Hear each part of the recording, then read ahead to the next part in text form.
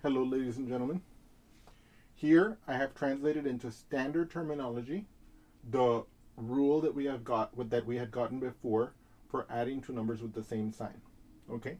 When adding two numbers with the same sign, the sum will have that absolute value, which is the sum of the absolute values of the numbers being added, and the sign of the sum will be that which the numbers being added have in common.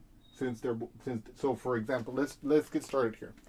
So let's imagine that I wanted to add 100 plus, let's say 200. Okay. Now, we're adding two numbers of the same sign? Yes, they're both positive. Okay. So what is the absolute value of the sum? So the absolute value of the sum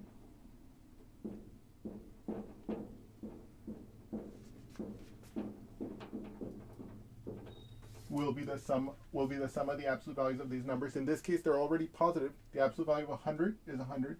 The absolute value of 200 is 200. So you can see that if we add them, we will get, let's add them together. 0 plus 0 is 0. 0 plus 0 is 0. 1 plus 2 is 3. So it'll be 300. What about the sign? The sign of the sum, right? The sign of the sum will be the sign they have in common. This is positive as we already observed, so the sum will be positive. So this will be 300. Now, I know that this does not surprise any of you because you guys have seen additions like this before in elementary school. Whenever we added like numbers like this, we would add two positive numbers and we would get two positive numbers. So this is not different at all. What I wanted to show you here is how we could apply this rule, now using the standard terminology, to a problem without reference to the number line model that we used to derive these rules, okay? By the way, I don't want you to think for a moment that the number line model and the observations we made are invalid or that they're somehow less important than what we're doing now. Applying this rule in its abstract form to this problem. It's one of the steps of mental development that will help you develop an intuitive idea that you can then, that'll help to develop intuition. Okay? So this one, so the sign will be that they have in common. Right?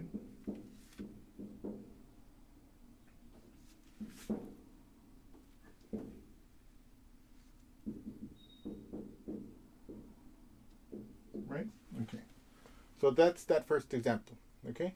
Now let's look at a different example. Okay?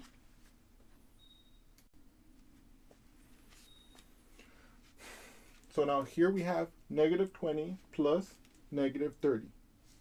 First of all, what will be the absolute value of the sum? Okay? Let's find out. So what will be the absolute value of the sum? From our rule, we know that the sum will have that absolute value, which is the sum of the absolute values of the numbers being added. What is the absolute value of a negative 20? 20. What is the absolute value of negative 30? 30. So the absolute value of the sum will be the sum of those numbers. What is 20 plus 30? Okay. 0 plus 0 is 0. 2 plus 3 is 5. Okay. What about the sign of the sum? The sign of the sum will be that which the numbers being added have in common. Remember, this rule applies when we're adding two numbers of the same sign. Here, this one's negative, this one's negative. So we are applying the right rule, and they have the negative sign in common. So the sign of the sum will be negative. Okay? And so it'll be negative 50. Okay? Okay? Now, obviously, like, some of you might wonder, well, David, like, this is a wonderful thing. You could never possibly draw this on the number line. And I am about to show you that you are wrong. We could draw this in the number line and we could verify that this is true, even though it's super labor intensive. Now, I know what you're thinking. You're thinking, how are you possibly going to do that, David? And on such a small number line as this? Watch. Are you ready for this? Yes, I hope so. Are you ready for this? Okay. This is 0. This is negative 10. This is negative 20. This is negative 30. This is negative 40. Oops. And then here, this one will be negative 50. Look at this. Negative 20, I start like right here. I go to the left by 20. Notice I'm following the rules that I taught you before.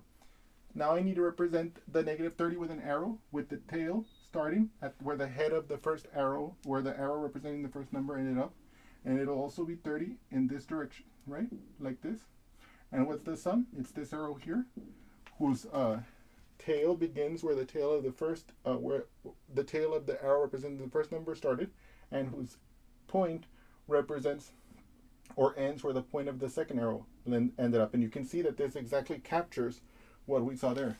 So we can see that this rule, using the absolute value and using the sign that we derived from using our arrow model for addition and subtraction, or for addition actually, we'll talk about subtraction later, but it matches up with what we would have gotten using the arrow model. And also here you can see how the arrow model can even be applied in cases where the numbers might not be that small. Okay, in this case we counted by 10 and we were able to accomplish that. Now I'm going to do a different example, which will be a little more exciting, more interesting. So now here we're going to add two fractions of the same sign. They're both positive.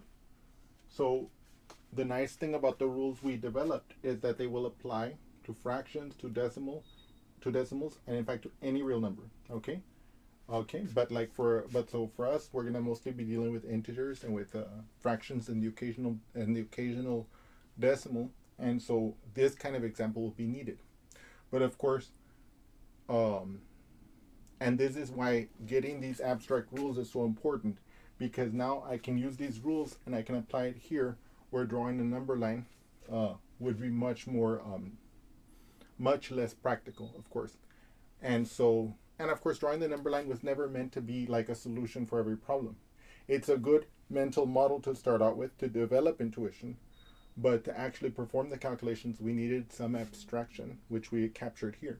Okay, so now, what would be the absolute value of the sum of these two numbers? Well, from the rule, we can see that the sum will have that absolute value, which is the sum of the absolute values of the numbers. What is the absolute value of 2/5? Well, 2/5 is positive, so its absolute value is also 2/5. 1/9, what's its absolute value? 1/9. So what we have to do is we have to add them. Okay, let's do that together here. What is 2/5 plus 1/9? We can't add them directly yet because they don't have the same common denominator. So I have to think in my brain, is there a number which is a multiple of 5 and which is a multiple of 9? Yes.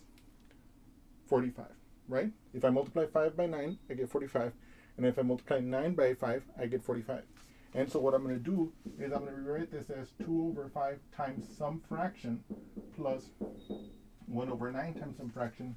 And those fractions that I'm going to multiply the 2/5 and the 1/9 with respectively are going to be fractions that are equal to 1. That is to say, they are going to have the same numerator and denominator, but they are going to be chosen to make the products have the same denominators, right? So here we said that 5 times 9 is 45. So this fraction is going to have to be 9/9.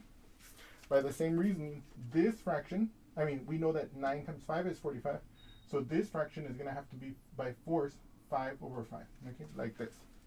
Remember, any fraction that has the same numerator and denominator represents 1.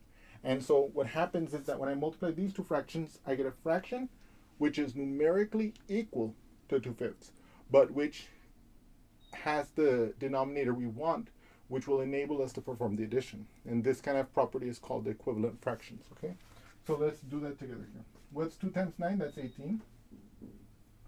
What's 5 times 9? That's 45. What's 1 times 5? That's 5. What's 9 times 5? That's 45. And again, we're adding them here. You see, because there's the addition sign in the middle. And once we have them in the same denominator, we just sum the numerators and keep the denominator. So 18 plus 5, that's 23, divided by 45. And in this case, it doesn't reduce. Okay? What's the sign of the sum? Well, the sign of the sum will be that which the numbers being added have in common. In this case, they're both positive.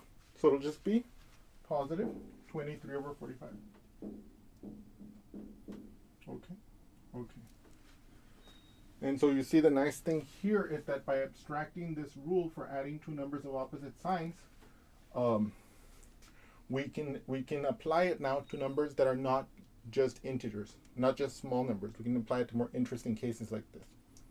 Now you could imagine that we were to do a negative fraction and a negative fraction. The process would have been exactly identical. The only difference would be that at the end it would have been negative. It would be a negative final answer, right? If this one had been negative 2/5 plus negative 1/9, it would have been negative 23 over 45. Because since we would have, in that case, been adding two numbers of the same sign, following these exact same rules would have given the same absolute value. The absolute value of the sum would have been the sum of the absolute values of the numbers being added, and the sign of the sum would have been the sign that the two numbers being added have the sign of the two numbers being added that they have in common. Okay, the sign that the two numbers being added have in common. Sorry about that, I got super tongue-tied there. In any case, we're going to stop this example, we're going to stop this discussion right now, and then we're going to see how we can restate the rule to add numbers of opposite sign using the standard terminology, and then we're going to also look at some examples of that, and thank you so much.